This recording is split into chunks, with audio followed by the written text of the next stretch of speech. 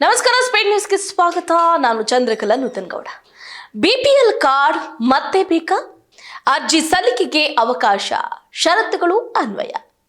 ಹೌದು ವೀಕ್ಷಕರೇ, ರಾಜ್ಯ ಸರ್ಕಾರ ಅನರ್ಹರನ್ನ ಹುಡುಕಿ ಬಿಪಿಎಲ್ನಿಂದ ಎಪಿಎಲ್ಗೆ ಶಿಫಾರಸು ಮಾಡಿತ್ತು. ಇದರಿಂದ ನೂರಾರು ಬಡ ಕುಟುಂಬಗಳಿಗೆ ಅನ್ಯಾಯ ಆಗಿದೆ ಅಂತ ಆಕ್ರೋಶವೂ ಕೂಡ ವ್ಯಕ್ತವಾಗಿತ್ತು.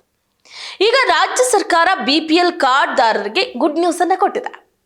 ವಿವಿಧ ತಾಂತ್ರಿಕ ಕಾರಣಗಳಿಂದಾಗಿ ಹಾಗೂ ನಿಯಮಾವಳಿಗಳ ಉಲ್ಲಂಘನೆಯಿಂದಾಗಿ ರದ್ದಾಗಿದ್ದ ನಿಮ್ಮ ಬಿಪಿಎಲ್ ಪಡಿತದಾರ ಚೀಟಿಗೆ ಮರುಜೀವ ನೀಡೋದಕ್ಕೆ ಕೊನೆಗೂ ಸರ್ಕಾರ ಗ್ರೀನ್ ಸಿಗ್ನಲ್ ಅನ್ನು ಕೊಟ್ಟಿದೆ. ಈಗ ನಾವು ಗಮನಿಸಬಹುದಾಗುತ್ತೆ, ಎಷ್ಟೋ ಕಾರಣಗಳನ್ನ ಕೊಟ್ಟು ರಾಜ್ಯದಲ್ಲಿ ಲಕ್ಷಾಂತರ ಬಿಪಿಎಲ್ ಕಾರ್ಡ್ಗಳನ್ನ ಯಾವ ರೀತಿ ರದ್ದುಗೊಳಿಸಿದ್ರು ಅಂತ. ಇದರಿಂದಾಗಿ ಸಾವಿರಾರು ಅರ್ಹ ಬಡ ಕುಟುಂಬಗಳು ಸರ್ಕಾರದ ಉಚಿತ ಅಕ್ಕಿ ಹಾಗೆ ಗ್ಯಾರಂಟಿ ಯೋಜನೆಗಳಿಂದ ವಂಚಿತ ಆದವು. ಈ ಬಡ ಕುಟುಂಬಗಳ ಆಕ್ರೋಶಕ್ಕೆ ಸ್ಪಂದಿಸಿರುವ ಆಹಾರ ಮತ್ತು ನಾಗರಿಕ ಸರಬರಾಜು ಇಲಾಖೆ ರದ್ದಾಗಿರುವ ಬಿಪಿಎಲ್ ಕಾರ್ಡ್ಗಳನ್ನ ಮರುಸ್ಥಾಪನೆ ಮಾಡೋದಕ್ಕೆ ಮತ್ತೊಂದು ಅವಕಾಶವನ್ನ ಕೊಟ್ಟಿದೆ. ಇದಕ್ಕೆ ನೀವು ಮತ್ತೆ ಅರ್ಜಿಯನ್ನ ಸಲ್ಲಿಸಬೇಕಾಗುತ್ತೆ. ಹಾಗಾದ್ರೆ ನಿಮ್ಮ ರದ್ದಾದ ಬಿಪಿಎಲ್ ಕಾರ್ಡ್ ಅನ್ನ ಮತ್ತೆ ಪಡೆಯೋದು ಹೇಗೆ? ಇದಕ್ಕಾಗಿ ಯಾರೆಲ್ಲ ಅರ್ಜಿಯನ್ನ ಸಲ್ಲಿಸಬಹುದು? ಸರ್ಕಾರ ವಿಧಿಸಿರುವಂತಹ ಷರತ್ತುಗಳೇನು?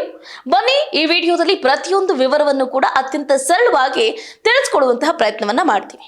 ನೋಡಿ, ಈಗಾಗಲೇ ಹೇಳ್ದಾಗೆ ರಾಜ್ಯದಲ್ಲಿ ಚಾಲ್ತಿಯಲ್ಲಿ ಇರುವಂತಹ ಪಡಿತರ ಚೀಟಿಗಳ ಪೈಕಿ ನಾನಾ ಕಾರಣಗಳಿಂದ ಸುಮಾರು 4 ಲಕ್ಷಕ್ಕೂ ಹೆಚ್ಚು ಬಿಪಿಎಲ್ ಕಾರ್ಡ್ಗಳನ್ನ ರದ್ದುಪಡಿಸಿದ್ರು ಅಂತ ಸ್ಟಾಪ್ ಮಾಡಿಬಿಟ್ಟಿದ್ರು.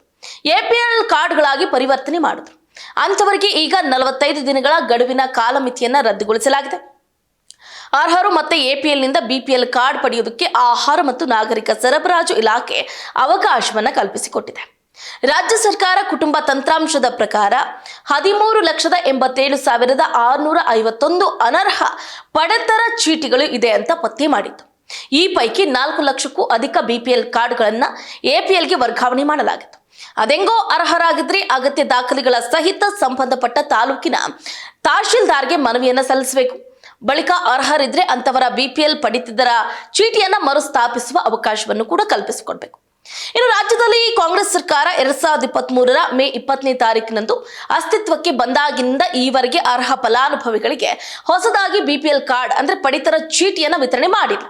ಹಾಗಾಗಿ ಅನರ್ಹ ಪಡಿತರ ಚೀಟಿಗಳನ್ನ ಎಪಿಎಲ್ಗೆ ಪರಿವರ್ತಿಸಿದ ನಂತರವಷ್ಟೇ ಬಿಪಿಎಲ್ ಪಡಿತರ ಚೀಟಿಗಳನ್ನ ಹೊಸದಾಗಿ ಅರ್ಹ ಫಲಾನುಭವಿಗಳಿಗೆ ನೀಡುವುದು ಸೂಕ್ತ ಅಂತ ಸರ್ಕಾರ ಸೂಚನೆಯನ್ನು ಕೊಟ್ಟಿದೆ. ಜೊತೆಗೆ ಯಾವುದೇ ಅರ್ಹ ಫಲಾನುಭವಿಗಳನ್ನ ಪಡಿತರ ಮುಖ್ಯವಾಹಿನಿಯಿಂದ ಹೊರಗೆ ಇಟ್ಟಂತೆ ಆಗುವುದಿಲ್ಲ ಅಂತಲೂ ಕೂಡ ಆಹಾರ ಇಲಾಖೆ ತಿಳಿಸಿದೆ. ಹಾಗಾಗಿ ವೀಕ್ಷಕರೇ, ನೀವು ಕೂಡ ಏನ್ ಮಾಡಬೇಕು? ಹಾಗಾದ್ರೆ ಬಿಪಿಎಲ್ ಕಾರ್ಡ್ ಅನ್ನ ಮರುಪಡೆಯೋದಕ್ಕೆ ಪ್ರಮುಖ ಷರತ್ತುಗಳನ್ನ ವಿಧಿಸಲಾಗಿದೆ. ಅದನ್ನ ಅನ್ವಯ ಮಾಡೋದು ಹೇಗೆ ಯಾವ್ದಾವ್ದು ರೂಲ್ಸ್ ರೆಗ್ಯುಲೇಷನ್ಸ್ ಗಳನ್ನ ಹಾಕಿದ್ದಾರೆ ಅನ್ನೋದನ್ನ ಗಮನಿಸಬೇಕಾಗುತ್ತೆ.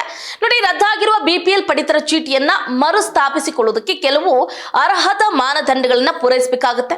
ಅರ್ಜಿದಾರರು ಆದಾಯ ತೆರಿಗೆ ಇನ್ಕಮ್ ಟ್ಯಾಕ್ಸ್ ಅನ್ನ ಯಾವುದೇ ಟ್ಯಾಕ್ಸ್ ಅನ್ನ ಪೇ ಮಾಡೋ ಹಾಗಿರೋದಿಲ್ಲ. ನೀವೇನಾದ್ರೂ ಪೇ ಮಾಡ್ತಾ ಇದ್ರೆ ನೀವು ಇದಕ್ಕೆ ಅನ್ವಯ ಆಗುವುದಿಲ್ಲ. ಇನ್ನು 7 ಎಕರೆಗಿಂತ ಹೆಚ್ಚು ಕೃಷಿ ಭೂಮಿಯನ್ನ ಹೊಂದಿರಬಾರ್ದು. ಬಿಲೋ 7 ಎಕರೆಗಿಂತ ಕಡಿಮೆ 6 ಎಕರೆ 5 ಎಕರೆ 4 ಎಕರೆ 3 ಎಕರೆ 2 1 ಈ ತರ ಅರ್ಧ ಎಕರೆ ಹೊಂದಿದ್ರು ಕೂಡ ನೀವು ಬಿಪಿಎಲ್ ಕಾರ್ಡ್ ಅನ್ನ ಪಡಿಬಹುದಾಗುತ್ತೆ. 7 ಎಕರೆಗಿಂತ 1 ಗುಂಟೆ ಹೆಚ್ಚಿದ್ರೂ ಕೂಡ ನಿಮಗೆ ಬಿಪಿಎಲ್ ಕಾರ್ಡ್ ಸಿಗುವುದಿಲ್ಲ. ಜೊತೆಗೆ ಕುಟುಂಬ ವಾರ್ಷಿಕ ಆದಾಯವು ಕೂಡ 1,20,000 ರೂಪಾಯಿಯನ್ನ ಮೀರಿರಬಾರದು. 1 ಲಕ್ಷಕ್ಕಿಂತ 1,20,000 ರೂಪಾಯಿಗಿಂತ ಹೆಚ್ಚು ಏನಾದ್ರೂ ನಿಮ್ಗೆ ಆದಾಯ ಬರ್ತಾ ಇದೆ ಅಂತಂದ್ರೆ ನೀವು ಕೂಡ ಬಿಪಿಎಲ್ ಕಾರ್ಡ್ ಅನ್ನ ಪಡೆಯೋದಕ್ಕೆ ಅರ್ಹರಾಗಿರೋದಿಲ್ಲ. ಸೊ ನೀವು ಏನಾದ್ರೂ ಈ ಕೆಳಕಂಡಂತ ಕುಟುಂಬದ ವಾರ್ಷಿಕ ಆದಾಯ 1 ಲಕ್ಷಕ್ಕಿಂತ 1,20,000 ರೂಪಾಯಿಗಿಂತ ಕಡಿಮೆ ಇದ್ರೆ ನೀವು ಬಿಪಿಎಲ್ ಕಾರ್ಡ್ ಅನ್ನ ಪಡಿಬಹುದು. ಹಾಗೆ 7 ಎಕರೆಗಿಂತ ಹೆಚ್ಚು ಕೃಷಿ ಭೂಮಿಯನ್ನ ಹೊಂದಿಲ್ಲ ಅಂತಂದ್ರೆ ನೀವು ಬಿಪಿಎಲ್ ಕಾರ್ಡ್ ಅನ್ನ ಪಡಿಬಹುದು. ಹಾಗೆ ನೀವು ಏನು ಪಾವತಿ ಅರ್ಜಿದಾರರು ಆದಾಯ ತೆರಿಗೆ ಪಾವತಿ ಮಾಡ್ತಾ ಇರೋಲ್ಲ ಅಂತಿದ್ರೆ ನೀವು ಕೂಡ ಬಿಪಿಎಲ್ ಕಾರ್ಡ್ ಅನ್ನ ಪಡಿಬಹುದಾಗಿದೆ. ಈ 3 ಅಂಶಗಳನ್ನ ನೀವು ಮಸ್ಟ್ ಅಂಡ್ ಶುಡ್ ಫಾಲೋ ಮಾಡಬೇಕಾಗುತ್ತೆ. ಸೊ 7 ಎಕರೆಗಿಂತ ಭೂಮಿ ಕಮ್ಮಿ ಇದ್ರೆ ಬಿಪಿಎಲ್ ಕಾರ್ಡ್ ಸಿಗುತ್ತೆ. ಹಾಗೆ ವಾರ್ಷಿಕ ಆದಾಯ 1,20,000 ರೂಪಾಯಿಗಿಂತ ಕಡಿಮೆ ಇದ್ರೆ ಬಿಪಿಎಲ್ ಕಾರ್ಡ್ ಸಿಗುತ್ತೆ. ಇನ್ಯಾಕೆ ತಡ? ಹಾಗಾದ್ರೆ ಹೊಸದಾಗಿ ಬಿಪಿಎಲ್ ಕಾರ್ಡ್ ಅನ್ನ ಬಿಡ್ತಾ ಇದ್ದಾರೆ, ಹಿಂದೆ ಅರ್ಜಿಯನ್ನ ಸಲ್ಲಿಸಬಹುದಾಗಿದೆ. ಇದಾಗುತ್ತೆ ಇವರಿಗಿನ ಅಪ್ಡೇಟ್. ನೋಡ್ತಾ ಇರಿ ಸ್ಪೀಡ್ ನ್ಯೂಸ್, ಸುದ್ದಿ ನಿಮ್ಮದು, ವೇಗ ನಮ್ಮದು.